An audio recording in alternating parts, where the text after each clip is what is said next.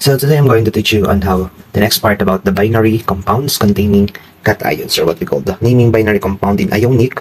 When we say ionic, bonding between metal plus non-metal. So first, we have what we call the cations. Physical oxidation number are named by giving the first name of the cation followed by the name of the anion. When we say cation, so cation are the positive charge, ion, or what we call cation, and anion, the negative charge. Mostly kapag cation, metal to. Kapag naman anion ay mga non-metals. Okay? For example, so we're going to name this MgBr2. Okay? So let us name this. So we have Mg. What is the name of Mg? So this is what we call the magnesium. Okay? We have magnesium. Okay? And what is Br2? So Br2 is magnesium is a metal. Br is bromine, non-metal or anion. So ano basa natin dito? So hindi natin siya babasahin as dibromide kasi ang dibromide ay ginagamit lang natin pag dalawang non-metal. So ang basa natin dito ay bromide. Na? So basa natin dito ay magnesium bromide. Okay, laging second. The second word is small letter. So ang basa natin dito ay magnesium bromide. Next, anong basa natin dito? Since ito ay cation, metal, ang basa natin dito ay calcium. Calcium, what? Dinitride? No. So ang basa natin dito ay calcium nitride. No? So disregard muna natin yung oxidation number niya, yung subscript nila, no? The subscript. Okay? That's all. So ito nga, try nyo. Al, ano basa dito? Dito, ano basa? Dito. Okay, next. Next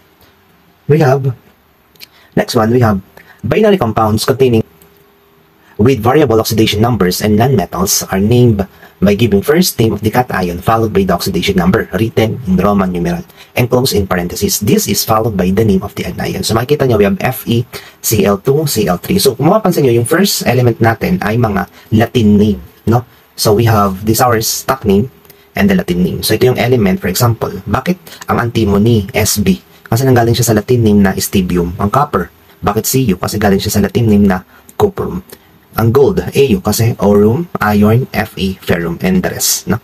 So ang iron, Fe, ferrum, so dito, pag binasa natin to, ang basa natin dyan ay iron. Since that is an iron, so ilalagay natin siya as ganito. So, basahin natin siya as, we're going to read that.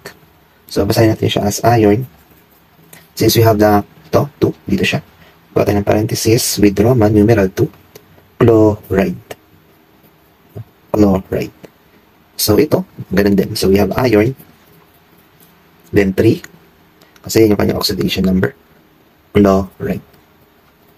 Okay. So, ganun din sa isa. So, dito, basa natin ay lead, Pb, kasi makapansin nyo ang Pb ay lead. Ito, plambum. No? So, babasahin natin siya as Pb lead. So, ito ay 2. So, lagay natin dito. Kasi siya yung kanyang oxidation number. Iodine. No? From iodine, magiging iodide. So, ganito din sa isa. Lead. PB lead. 4. Very good. Iodide. However, an old method, pwede mo siyang isulat in old method. Okay? Pag old method, ang suffix na OUS means lower oxidation. Kapag naman may suffix na IC, so, meron siyang higher oxidation number. Okay, so pwede natin siyang isulat since ang iron, meron siyang Latin name na ferrous. So sabi dito, meron tayong binabanggit pag daw mababa. Alin mababa? Yung 2 o yung 3. So yung 2. So yung ito, magiging OUS. So papalitan natin yung ferrum, papalitan natin siya. Pwede din natin daw itong basahin as, under niya ay ferrous chloride.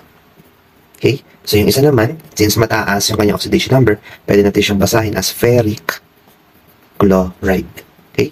So, maalin sa dalawang yan, pwede naman. So, we have iron chloride or ferric chloride. So, itong isa, babasahin natin as, anong kanyang Latin name? Kaya Pb, plambum. No?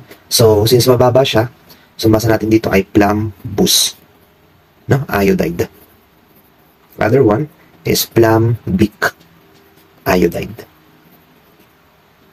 Next rule is all about binary compounds containing hydrogen and non-metals are named by giving the name of the hydrogen first, followed by name of the anion. Example, HCl. So, para silang, okay, so we have, para silang non-metal, pero ipapangalan natin siya as ganito. So, basa natin dito, sa HCl ay hydrogen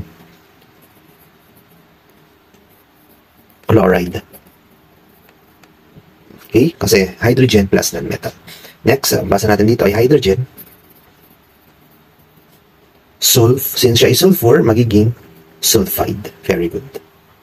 Pero sabi dito, however, in aqueous solution, pag sabi aqueous, may isinama ng water. No? So the prefix hydro is followed by the name of the nonmetal ending in IC and the word acid. Example, AClAQ. So, aqueous solution.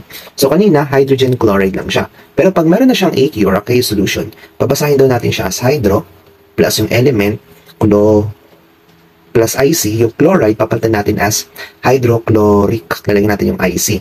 No? Hydrochloric. Tapos dadagdag daw tayo ng acid. So, ang basa natin dito ay HClAQ ay hydrochloric acid. Okay? So, dito, anong basa natin? So, we have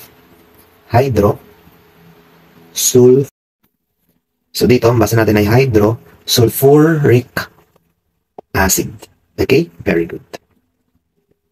And the last one, for binary metalloid compounds, the Roman numeral system or Greek prefix system may be used. No? So, ibig sabihin, pag metalloid, gagamitin daw natin yung the Roman numeral, pwede, or Greek prefix system. Okay? Example, mga metalloids to. So, sa pagitan ng metal and non-metal. Okay? So, example, we have AS. What is AS? Arsenic. Okay? Sul. Okay? Since 3 siya, gagamit na tayo ng prefix. So, metalloid. So, ito ay metalloid plus non-metal. Okay? So, magiging trisulfide. Okay? So, dito, basa natin ay silicon. Since siya ay metalloid, so we have O2. So, dioxide. Kasi metalloid plus non-metal, ganda natin siya papasahin. Okay? So, that's all. Bye!